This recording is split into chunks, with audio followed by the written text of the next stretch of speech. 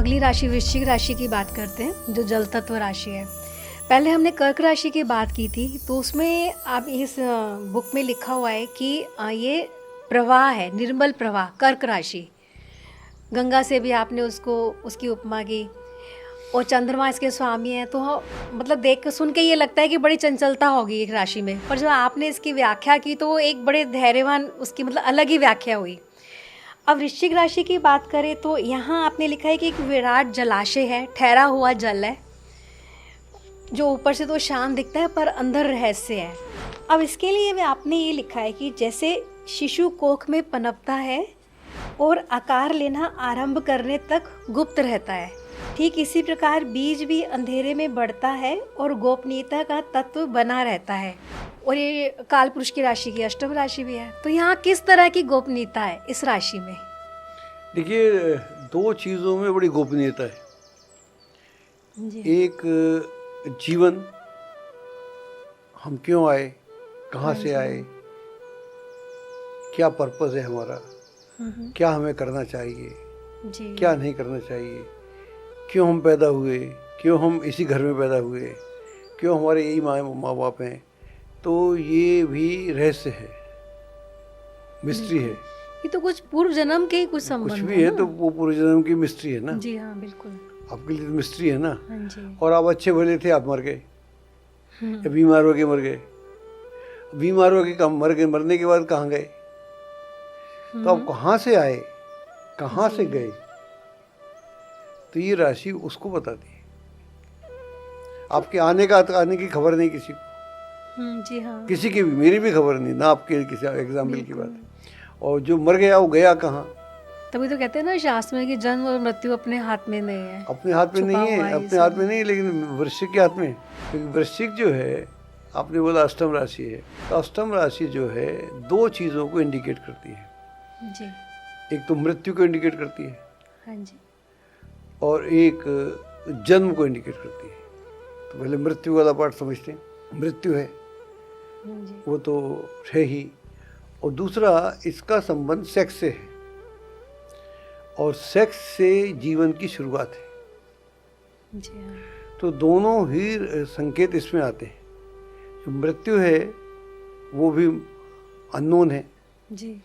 और जो बच्चा पैदा हो रहा है सेक्स से वो भी अननोन है। चाहे वो जानवर का बच्चा पैदा हो रहा हो, चाहे आदमी का पैदा हो रहा हो, दोनों में मिस्ट्री छिपी हुई है।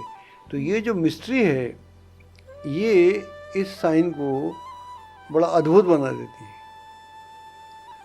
ये उसको अद्भुत बना देती है कि ये, और आदमी कब मरेगा ये उसको नहीं मालूम, मरने के बाद कब कहाँ जाएगा ये उसको नहीं मालूम। हालांकि ये ज्योतिष का गहरा विषय है, पता लगाया जा सकता है, लेकिन मैं जनरल बात कर रहा हूँ, जनरल में किसी को नहीं मालूम।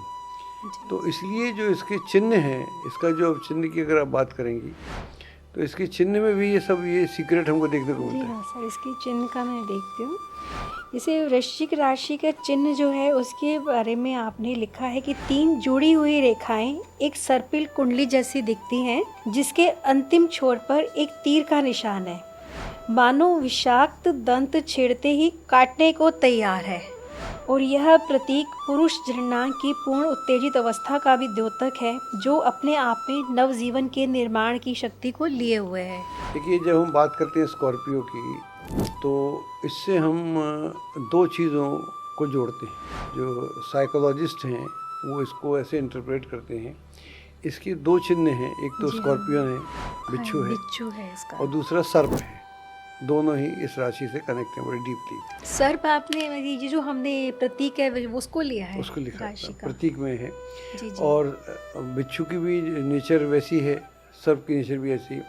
इससे इसको सर्प से ज़्यादा जोड़ते हैं, क्योंकि जो सर्प जो है, अगर आप उसको छू लें अनजाने में, तो वो आपको डसे बिना नहीं छोड़ेगा। और जहरीला हुआ तो आपके मरने के पूरे चांस हैं। तो सेम वे में उसको लिंग से भी जोड़ते हैं साइकोलॉजिस्ट, लिंग से भी जोड़ते हैं। मान लीजिए आप किसी कन्या ने सेक्स नहीं किया, उसका जो पहला अनुभव है वो हमेशा डराने वाला होता है। बाकी तो लोग सांप से खेलते हैं बाद में अलग है, बाद में सेक्स एंटरटेनमेंट हो सकता है, लेकिन पहले की मैं बात कर रहा हूँ। तो वो जो अप्रत्याशित है वो वहाँ पर बताता है। सेम वे में जो बिच्छू है, बिच्छू को अगर आप छू लें, आप पैर रख लें, तो वो आपको काटेगा और आपको छोड़ेगा नहीं। तो कहने का मतलब ये हुआ, तो साइकोलॉजिस्ट बोलते हैं कि अगर उसको आपने छुआ तो उसके पास जो भी कुछ है, चाहे जहर है या अमृत है, वो आप में डाल देगा। उससे आपको और की उधर तरीका नहीं है। तो वो जो वहाँ से, और जीवन की शुरुआत भी वहीं से होती है। जी हाँ, जीवन की शुरुआत भी वहीं से होती है और मृत्यु भी यहीं से होती है। तो दोनों चीज़ें साथ साथ हो रही हों तो यहाँ से तंत्र मंत्र यंत्र सब शुरू हो जाता है। जी तो यहाँ से ज्योतिष भी शुरू हो जाता है। हाँ, अष्टम स्थान तल मंत्र सारा का भी तो जो मानते हैं अज्ञात है, जो अज्ञात का जी है, हाँ। जो ट्रेजर है, जो वो पूरा ट्रेजर है, वो भी यहाँ से शुरू हो जाता है कि इस दुनिया में श्रीयंत्र क्या है, जी या देवी क्या है, देवता क्या है, देवता का क्या अर्थ है, शिव के क्या रूप हो सकते हैं, या पूरा जो जितने उनके उग्र रूप हैं या उनके सौम्य रूप हैं, तो जो पूरी जो ब्रह्मांड की गाथा है, उसका जो लुब्बे लुबाब है या उसका सोर्स है, वो आपका स्कॉर्पियो। क्योंकि यहाँ पर एक ही क्षण में जीवन घट रहा है और एक ही क्षण में मृत्यु घट रही है। तो जहाँ जब दोनों घट रही हैं और यही अंत है, और इस बीच में एक उपलब्धि क्या हो सकती है, वो आपके ऊपर डिपेंड करता है। तो इसलिए ये साइन बड़ा मिस्टिक साइन है, मिस्टीरियस साइन है, इसीलिए ये समझ में नहीं आता। इसलिए जो स्कॉर्पियो का बंदा हो, चाहे राशि हो, चाहे उसका लग्न हो, तो वो समझ में नहीं आता आसानी से। मैं यही पूछने वाली थी कि इतना कुछ छिपा हुआ है, तो ऐसे लोगों की ऊर्जा भी क्या छिपी रहती है, वो उसको प्रदर्शित नहीं कर सकते या करते ही नहीं? दोनों में फर्क है? नहीं, वो बिल्कुल करते हैं, बड़े ज़ोर से करते हैं, इतने ज़ोर से करते हैं कि दुनिया देखती रह जाती है। लेकिन उनकी जो पूरी अप्रोच है वो बहुत ही अंदर वाली होती है। मतलब वो आपको यशगान नहीं करते, पहले से गान नहीं करते। होता उनका, हाँ, वो गान नहीं करते। जी। वो अपने कर्म से, अपने काम से जाना चाहते हैं, बजाय कि वो वाले बादल हैं जो गरजते नहीं हैं, और जो बरसते हैं तो बरसते चले जाते हैं। फिर बाढ़ भी आ सकती है, तूफान भी आ सकता है, सुनामी भी आ सकती है। तो उनकी क्षमताओं में कहीं कोई कमी नहीं होती। लेकिन सवाल ये है, क्या वो अपनी क्षमताएं जानते हैं? हाँ जी। क्षमता होना, क्षमता की संभावना होना, और वो क्षमता आपको पता होना, ये बड़ा महत्वपूर्ण है। तो यहाँ ये गड़बड़ है, क्योंकि जहाँ मिस्ट्री है वहाँ इल्यूजन भी है। बिल्कुल। जहाँ अननोन के प्रति मिस्ट्री है, तो आदमी अपनी एक हवाबाजी में भी रह सकता है कि मैं बड़ा जानकार हूँ, और वो दूसरों की बातों को सुन के अपनी बातें बता सकता है, दूसरों की किताबें पढ़ के अपनी बातें बोल सकता है, दूसरे के विचारों को अपना विचार बना सकता है। जब हम दूसरे के विचारों को अपना विचार बना लेते हैं तो हमारे विचार खत्म हो जाते हैं। दरअसल आदमी यही कर रहा है, चाहे स्कॉर्पियो हो या कोई भी हो। वो दूसरे की किताब पढ़ी हुई है, दूसरे की बात सुनिए, कृष्ण ने ये बोला था, वो तो बोला था, बुद्ध ने ये बोला, तुमने क्या बोला। बड़ा मुश्किल काम है। सही, बिल्कुल ठीक बात है। आदमी मिलेगा नहीं इस दुनिया में ढूंढने वाला, ढूंढना पड़ेगा कि उसने खुद ने क्या बोला।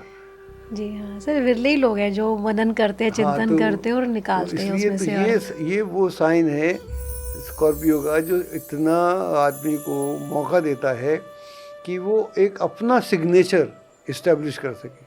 बिल्कुल, जी। जो लोग इस दुनिया में अपने आप को स्थापित करते हैं, अपने कारण जाने जाते हैं। हर कोई बुद्ध तो नहीं हो सकता ना, हर कोई कृष्ण हो सकता है, लेकिन आप अमिताभ बच्चन तो हो सकते हैं, और राजेश खन्ना तो हो सकते हैं, सुनील गावस्कर तो हो सकते हैं, तेंदुलकर हो सकते हैं। तो ये वो लोग हैं जो अपने सिग्नेचर से जाने जाते हैं, अपने नाम से जाने जाते हैं, और इनमें से किसी का भी ये लग्न नहीं है, ना राशि है। तो मैं बात कर रहा हूँ कि वो जो पहचाने कि ऊर्जा कहाँ से आती है, और मैं उसका दोहन कैसे कर सकता हूँ, मैं उसका इस्तेमाल कैसे कर सकता हूँ। अगर वो इस कला को समझ गया तो वहाँ पर ये स्कॉर्पियो, जो कि हम सबकी राशि कहीं ना कहीं तो होती है, जी हाँ, कोई कुंडली हो आपकी, कोई राशि हो कहीं ना कहीं, तो ये है। तो इससे अगर आप ऐसा करें तो आप कमाल कर सकते हैं। सर यहाँ आपने बातों बातों में वृश्चिक राशि या लगन वाले लोगों को एक रेमेडी भी बता दी कि उन्हें किस तरह से अपने आगे की यात्रा करनी चाहिए। देखिए, जो जहाँ तक रेमेडी के सवाल है, हम क्या समझते हैं कि हम ये उपाय करेंगे तो ऐसा हो जाएगा।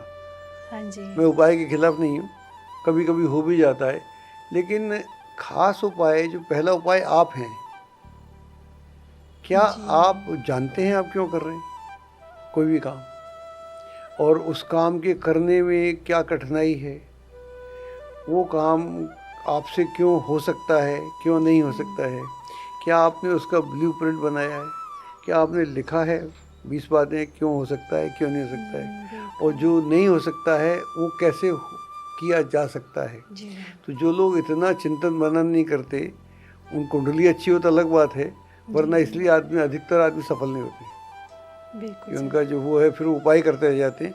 उपाय लग गया तो ठीक, नहीं लग गया तो अब दूसरा उपाय कर लेते हैं। ठीक है।